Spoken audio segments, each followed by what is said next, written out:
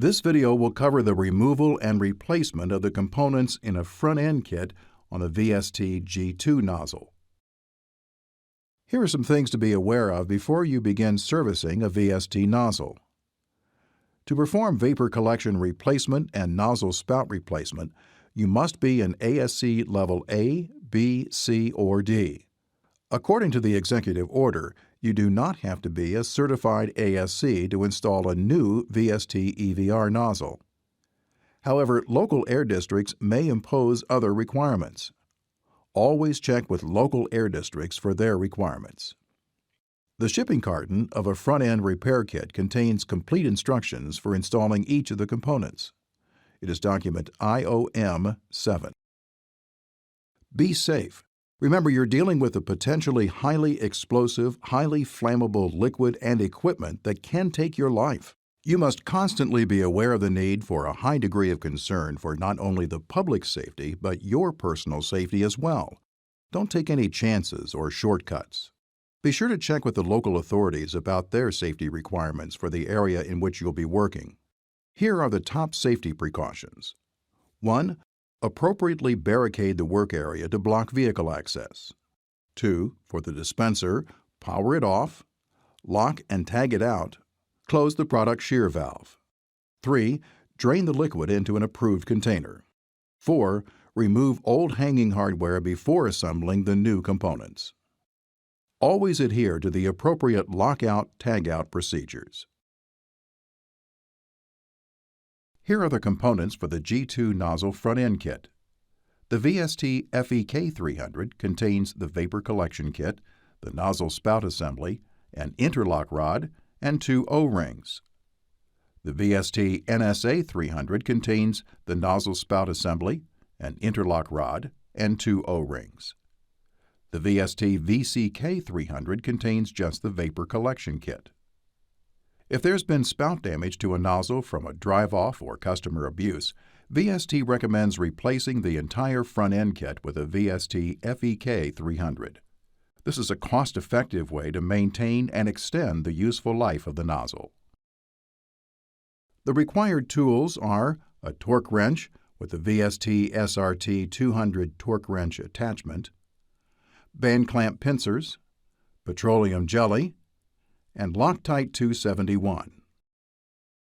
Before you begin replacing the front-end kit on a VST EVR nozzle, you need to make sure you've matched the correct front-end components to the correct nozzle. Remember, the SRM nozzle has a black label on it, and the G2 nozzle has a blue label on it. Take a moment to verify which nozzle you'll be repairing to avoid installing a mismatched front-end kit. And finally, the G2 nozzle has a blue instruction sheet and the SRM nozzle has a white instruction sheet. Let's begin with the instructions for removing and replacing the vapor collection assembly. Remove the large band clamp from the vapor collection assembly with the nozzle band clamp pincers. Pull the vapor collection assembly, also called the boot, off of the clamping groove of the nozzle body. Pull the vapor collection assembly off of the spout by slightly twisting it to go over the spout latch ring.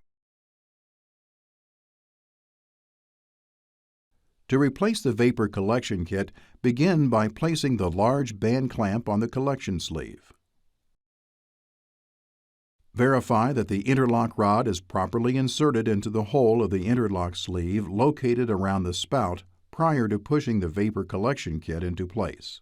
The rod should be visible through the side hole of the sleeve. Slide the VST VCK300 over the spout.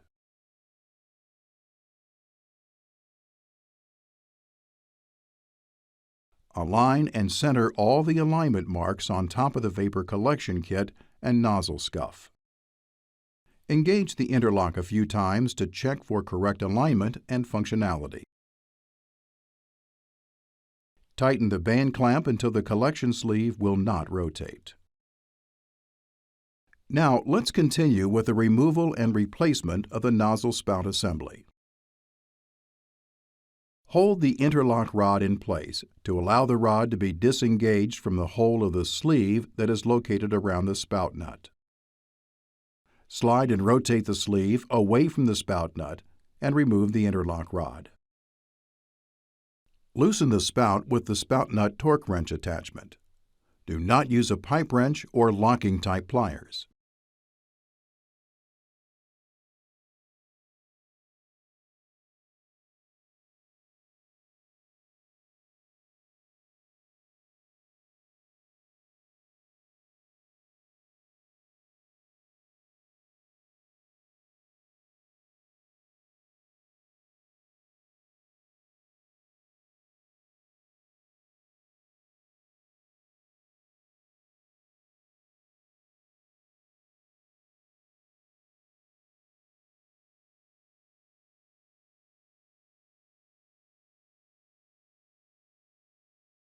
Once the threads are completely disengaged, pull the spout straight out.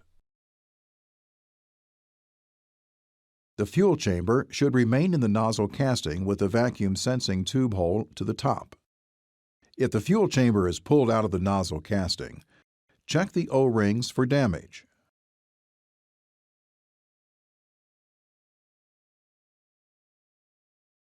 Replace the O-rings if they are damaged.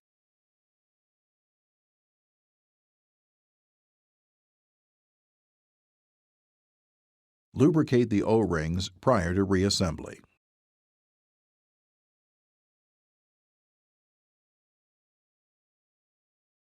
Insert the fuel chamber into the nozzle casting. The poppet stem with the spring goes through the poppet hole in the fuel chamber, the center hole.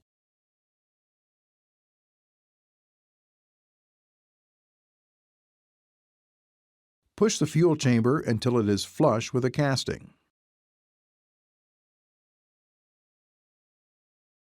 The vacuum sensing tube hole in the fuel chamber should be oriented at the top. Now you're ready to install the new one. Align the vacuum sensing tube with the mating hole in the fuel chamber. Lightly lubricate all O-rings on the mating connections with petroleum jelly or other suitable lubricant. Do not use pipe dope or thread sealant.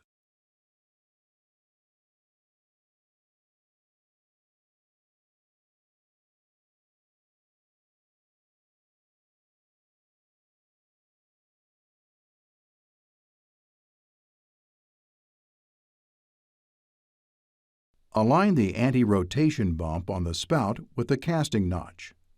Be careful not to damage the spout O-ring.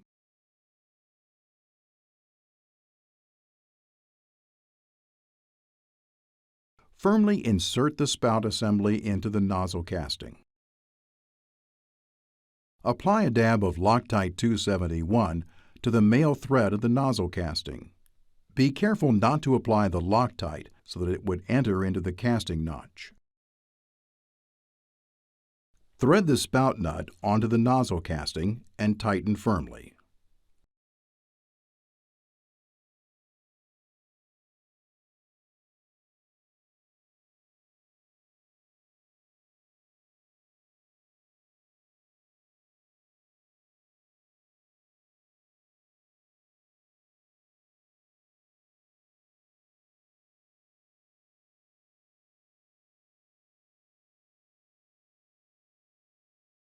Torque to 34 foot-pounds.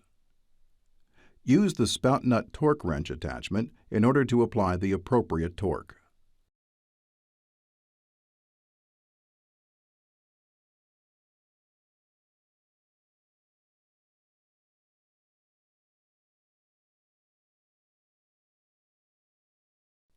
The spout should be tight and not able to rotate.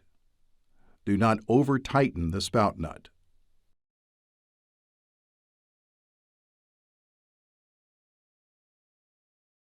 After tightening the spout nut, place the interlock rod into the hole of the nozzle casting. Move the sleeve in place so the interlock rod is inserted into the recessed hole in the end of the sleeve. The interlock rod may be compressed into the nozzle to ease the insertion.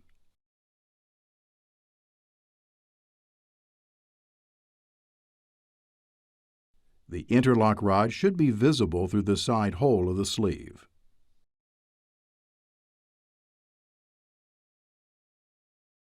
Anytime you replace or repair a component, you must perform these 3 tests to make sure the component is functioning correctly. 1. A leak test. 2. A nozzle shutoff test. And 3. A resistance test. You've reached the end of this video.